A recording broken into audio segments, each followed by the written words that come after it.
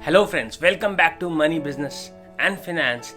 And in my attempt to help and support small businesses, we are talking consistently on how and what can be done about small businesses, how these small businesses can grow and become big businesses one day. So, let us continue with that. And today, I want to talk about when we talk of small businesses, I would really like to know where, as business owners, are you getting your advices from? Who do you consult whenever you get stuck, whenever you have some problems about your business? It could be financial, it could be of human resource, it could be about sales, it could be about purchases. Who are you connecting with? Who are you connecting for advices? Whenever there is a challenge, whenever there is a big problem in your business, who do you connect with? Who do you speak to? Who do you take advices from? This might seem or this might sound to be a very small thing that we do every single day in our business, but this is a big thing, and this is something that we need to understand and we need to take care of consciously, extremely well.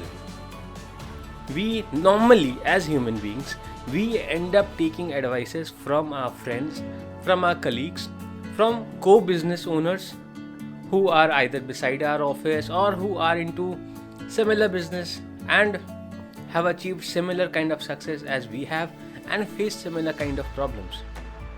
When we actually should be taking advices from people who have already crossed the stage that we are in, who are already into the next level, who have already faced the challenges, and not only faced the challenges but successfully overcome the challenges that we are facing.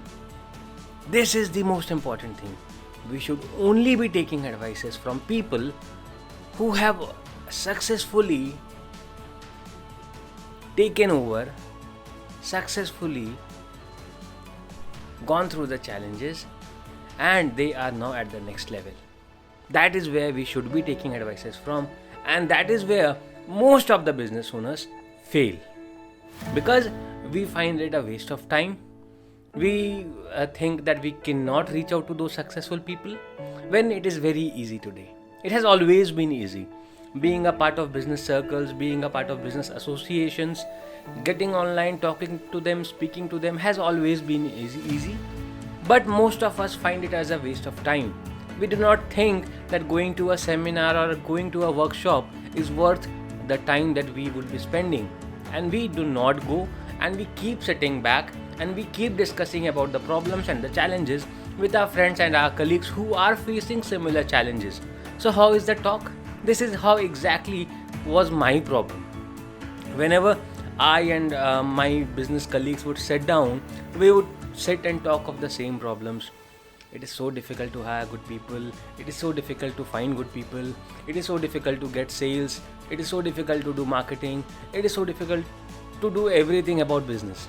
And because he too had not gone through he too had not successfully passed through these challenges, he cannot give me an advice. He too is facing the same challenge. I am facing the same challenge. Now what we can only do is feel sorry about the challenges, not how I can overcome the challenge. Because nobody else in my circle has overcome the challenges. Everybody is at same level, facing similar challenges. Nobody can advise me about how I can overcome those challenges. Nobody can advise you how you can overcome the challenges that you are facing in your business until and unless they are successful. They themselves have been successful in overcoming all those challenges.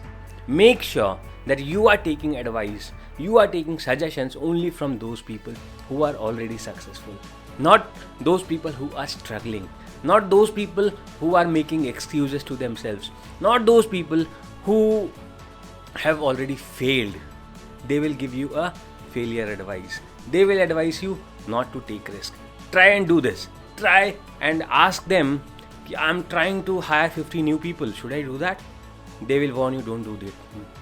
And the best way to identify those people, identify the people who you should not be taking advice from and people who you should be taking advice from, just do this small test.